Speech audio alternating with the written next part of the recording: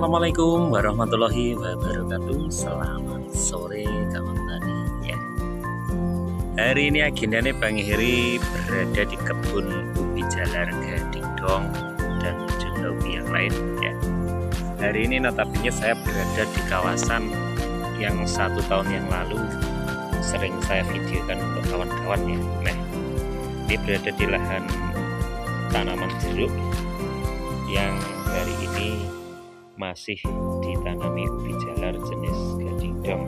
Nah, ini sistem tumpang sari dengan tanaman jeruk itu dilakukan karena memang untuk jarak tanaman jeruk ini sangat jauh, jadinya masih bisa dimanfaatkan untuk tanaman ubi jalar. Nah, ini kemarin sempat ada yang datang, yaitu domba yang digembalakan di sana di atas, ada yang menuju kawasan ubi jalar. Akhirnya seperti berondol semua, daunnya hilang ya. Ini hamanya bukan hama alami tapi hama dari kelalaian penggembala kambing ya. Ya untungnya nggak semuanya pada habis ya, tapi ya lumayan hilang juga daunnya ya. Oke kawan, lanjut aja bagian yang lain ya. Hari ini reviewnya ini milik kakak saya yang lokasi 1 tahun yang lalu ditanami tanaman jeruk. Nah, ini jeruk konde, jeruk santang madu dan lain-lain banyak di sini. Nah, ini ada juga keprok wang. Wah, bagus sekali ya. Ini namanya jeruk konde kalau nggak salah ya.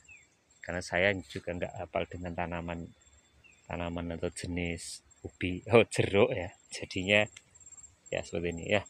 Oke, untuk usianya ini menurut keterangan kakak saya kemarin saya tanyakan sudah usianya 34 hari ya, Gadingdong yang ditanam di lahan ya. Nah, ini usia segini tapi juga sudah lumayan bagus. Ini sesuai dengan speknya ya, karena di sini juga masih mengandalkan adanya air irigasi dari sawah, kita pompa masih bisa untuk menyiram ya. Nah, ya seperti ini ya. Jarak tanam ini dibikin lebih jarang dari biasanya karena masih bisa dipakai juga adanya tanaman jeruk ya. Ini hanya sebagai tumpang sari saja ubi jalar, sekaligus ini adalah dijadikan area pembibitan ubi jalar khususnya Gadingdong ya. Ini mungkin di usia segini apa sudah berumbi apa belum, tentunya ya pasti sudah ya, karena usia 1 bulanan itu kalau jenis-jenis Gadingdong yang kita tanam ini selalu isinya sudah pasti muncul ya. Ini coba tak ambil yang kecil saja ya, ini kita cek bareng-bareng. Nah ini kan sudah kelihatan ya umbinya, ini sudah pasti ada beberapa ya, tapi untuk ngecek kita ngeceknya sebelah satu saja mungkin sudah bisa. Yang penting sudah ada umbinya ya, kita tahu. Memang keunggulan dari Gadingdong mulai dari umur kurang dari 1 bulan itu ubinya sudah rata-rata sebesar jari ya. Bahkan kemarin kawan dari daerah lereng Lawu juga membuktikan di usia 21 hari sudah sebesar batang rokok. Mungkin perbedaan dengan ubi-ubi yang lain yaitu ya keunggulannya dari Gadingdong, ubinya itu tumbuh lebih cepat ya, dan keunggulannya pun sama, tidak ada yang menjalar sama sekali. Nah, ini sangat mudah kita budidayakan dengan metode ditanam musim kemarau bagus, musim penghujan pun bagus, karena tidak terpengaruh dengan banyaknya air atau curah hujan ya. Tapi untuk ubi-ubi yang jenis merambat panjang itu kalau ditanam di saat banyaknya hujan itu pasti akan munculnya akar ya. Nah, itu salah satu keunggulan dari Gadingdong ya. Nah, ini juga varian dari saya yang juga sempat ditanam sama kakak saya, ini yang saya kembangkan. Ini ada jenis gemoy. Ini gemoy yang ditanam kakak kemarin mengambil yang bibit dari saya, itu umbinya berwarna oranye ya. Nah ini gemoy yang umbinya oranye, usia sama 1 bulan. Nah warna segini ya. Ini bagian dalamnya adalah warna oranye ya, kulitnya merah. Nah ini salah satu dari ubi gemoy. Gemoy memang sama-sama tidak menjalar, juga tak ada yang namanya akar di masing-masing ruas, walaupun dianya menempel pada tanah ya. Nah ini untuk gemoy 122 ya, ini yang dikembangkan di lahan kakak saya. Ini sebagai area pembibitan, karena memang jenis gemoy ini kita masih tahapan produksi bibit ya, sekaligus produksi umbinya tentunya ya. Memang banyak sekali keunggulan dari gemoy ini, karena gemoy kita mempunyai 4 varian. Salah satunya yang ini tadi ya, yang gemoy 1 berwarna oranye ya, tapi untuk kulitnya mirip ubi madu ya. Ini juga kita kembangkan ubi madu selalu di sini ya. Ini kita memanfaatkan ubi madu, biasanya kita mengambil untuk persilangan ya. Ya memang ubi madu sangat bagus sekali untuk kita silangkan dengan jenis-jenis ubi jalar yang lain ya. Karena memang keunggulan dari ubi madu ini, manisnya sudah tidak ada yang pokoknya sudah tidak diragukan manis ya. Nah ini selalu kita ambil kalau kita ingin dominan ke satunya, kita yang manfaatkan pengambilan bunganya untuk penyerbukan, seperti tutorial yang saya bagikan kemarin ya tentunya. Nah ini sistem tumpang sari dilakukan di sini bisa, karena jarak tanaman jeruk ini sekitar 5 meter ya, 5 kali 4 ya, jadi masih bisa dimanfaatkan untuk tumpang sarinya dengan ubi jalar. Yuk kita jalan lagi ke arah utara ya, sambil mengecek tanaman-tanaman di sini. Nah, tapi jangan lupa di subscribe, dukung terus Bang Heri lek nggak channel ya. Ya seperti ini ya. Nah ini ada juga gemoy 133. Nah ini jenisnya yang gemoy 133 seperti ini ya, daunnya seperti ini. Untuk yang tadi 122 hanya perbedaan warna daun ya. Untuk yang 133 ubinya kita cek juga, ini usianya 1,5 bulan ya. Yang ini sudah sebesar apa untuk ubi yang 1,5 bulan dari varian atau jenis gemoy ya, jenis gemoy 133. Wah ternyata segini ya. Untuk warna kulitnya lebih merah lagi ya, tadi agak oranye, tapi untuk yang 133 ini warnanya lebih merah ya kulitnya. Tapi untuk dalam ini sama-sama oranye, ada kombinasi ungu ya. Ini masih usia 1,5 bulan. Nah ini keunggulannya sama ya, tak ada yang namanya akar di ruas yang menempel pada tanah ya, jarang sekali ya.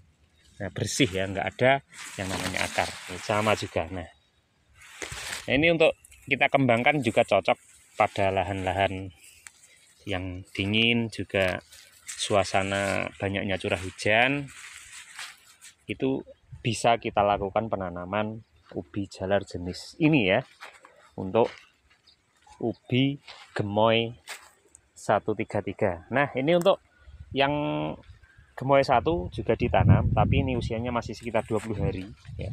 Ini susulan ya, karena memang di lahan ini nanti akan jadikan pembibitan, jadi ditanam bermacam-macam atau berbagai jenis dari ubi jalar ya. Nah, ini yang kemarin tahun lalu sering saya videokan, mulai dari panen, tanam, juga penggarapan ya. Mungkin Anda masih ingat yang saat tahun lalu jeruk iki ya isik cendek, saiki wis dhuwur wis woh. Ya seperti inilah lahan pedesaan pegunungan Desa Ndongko ya. Itu gunung, ada gunung tinggi, itu salah satu gunung tertinggi di Jawa Timur, juga masuk ya kategori tertinggi, namanya Gunung Semungklung ya. Itu adalah salah satu hutan lindung sumber air di Kecamatan Dongko ya. Sebagian berada di wilayah Kecamatan Suruh dan Kecamatan Pule ya. Karena gunung itu berada di tengah-tengah perbatasan antara 3 kecamatan ya. Nah, ini sebelahnya masih sawah ya sampai sana, karena adanya irigasi yang teratur, jadi masih bisa kita lakukan penanaman sawah atau padi ya. Ini yang sebelah atas nganggur ya. Itu kemarin barusan panen padi, tapi nggak bisa ditanami padi lagi karena garing alias kering. Nah, ini yang bersebelahan dengan lahan kakak yang selalu ditanami varietas ubi jalar ya. Ini contohnya juga di sini dikembangkan lagi untuk pelangi madu yang berwarna kuning kombinasi sama ungu ya. Ya, ini kakak juga menanam beberapa yang ada di sini ya. Ini kayaknya di sana juga lumayan banyak. Tak jalan lagi. Ini jeruk es matang nek ngelak ya sekarang nek merah ya. Ini jeruk jenis keprok ya. Keprok manis. Ini sebagian kemarin juga sudah dipanen. Nah, ini menuju jeruk konde. Pokoknya ra masalah hari ini agendanya ndelok jeruk karo telo rambat. Besar-besar. Nah, ini pelangi madu ya. Pelangi madu. Nah, di sini juga ditanam. Ini usianya sekitar 1 bulan ya. Tapi untuk 1 bulan pertama ubi pelangi cuman segini ya. Ya kalau memang belum pernah atau membandingkan di daerah yang lahannya subur, usia sebulan itu perbandingannya kadang hanya 10 hari 15 hari seperti ini. Tapi kalau untuk umbinya atau isi itu jangan ditanya ya. Di sini itu perkembangan ubi itu lebih cepat karena ya faktor alam kemungkinan ya. Karena lahan di sini itu tidak terlalu subur. Karena memang tidak terlalu subur, keuntungan dari menanam ubi jalar itu umbinya akan lebih cepat ya dibanding lahan-lahan yang sangat subur. Jadi untuk pemilihan ubi untuk menanam itu kita harus memilih ya. Anda sebagai petani harus kreatif memilih mana-mana ubi jalar itu yang cocok di lahan subur atau di lahan kurang subur, bahkan lahan yang sangat tandus ya. Itu memang menurut pengalaman saya ada spesifikasi khususnya ya. Jadi tidak semua ubi jalar itu ditanam di lahan yang subur itu bagus. Tidak, tapi ada kalanya yang malah kurang bagus umbinya, tapi ditanam yang di lahan yang tandus pun malah bagus juga ada ya. Nah, ini sebagai PR bagi kawan-kawan bisa mencari tahu bagaimana apakah benar sing diomong nih Bang Heri ya, pokoknya dijajal wis. Nah, ini untuk yang 132, ini gemoy 132 di sini juga ditanam sama kakak saya. Nah, maksudnya 132 seperti ini ya. Ini daunnya juga hampir mirip ini. Tadi yang mulai 122, 133, ini yang 132 ya. Mirip untuk ubinya. Tapi memang warna dari kulitnya itu ada perbedaan, ada yang lebih merah, ada yang oranye ya. Tapi untuk kualitas jangan ditanya, insya Allah sesuai dengan harapan bagi para petani di sini. Karena sentralnya ubi jalar, jadi kita selalu berinovasi membentuk atau membuat varian-varian dari masing-masing ubi jalar itu lebih bagus ubinya ya. Kita selalu mengandalkan ubi jalar sebagai alternatif tanaman pangan yang menghasilkan, tentunya dengan modal yang paling sedikit dibanding pertanian yang lain, tapi menghasilkan rupiah yang cukup lumayan ya, seperti ini. Ini adalah pelangi madu, juga ada si madu merah, dan gading dong pun akan ada di setiap lahan di daerah sini ya, sebagai pengembangan. Nah, ini nanti kalau ini masih menunggu air hujan ya, lahan ini akan kita sulap kembali menjadi lahan ubi jalar, tapi menunggu hujan ya, karena daerah ini adalah daerah tanah bengkok Ini hanya pada hujan, nggak ada irigasi sama sekali. Jadinya saat ingin menanam harus menunggu air hujan ya. Ini nanti agendanya akan dijadikan tanaman ubi jalar seperti tahun lalu ya. Kemarin tahun lalu kita nanamnya sekitar berapa ribu ya, 3.000 batang. Itu mendapatkan sekitar hampir 7 ton. Tapi lumayan. Nah, ini gading dong kembali ya. Seperti ini sudah siap. Ya, nanti untuk pembibitan selanjutnya di area perkebunan dari jeruk ya. Wes pokoknya nek Tegalan neng jeruk ngelak tinggal ambil gitu ya. Ya sambil santai kawan-kawan, ini tak jalan dulu menuju lapangan ya. Ya ini lapangan desa yang masih tahap penggarapan karena terbentur dana jadi belum bisa dimaksimalkan. Ini sekarang jadi tempat gembala kambing ya. Nah ini dari jarak jauh saya spill buat kawan-kawan. Nah seperti ini ya keadaannya Condongko bagian utara yang selalu menghadirkan nuansa indah tentunya ya. Oke, jangan lupa terus dukung Bang Heri sebagai channel inspirasi untuk konco tani. Salam tani Indonesia. Assalamualaikum warahmatullahi wabarakatuh.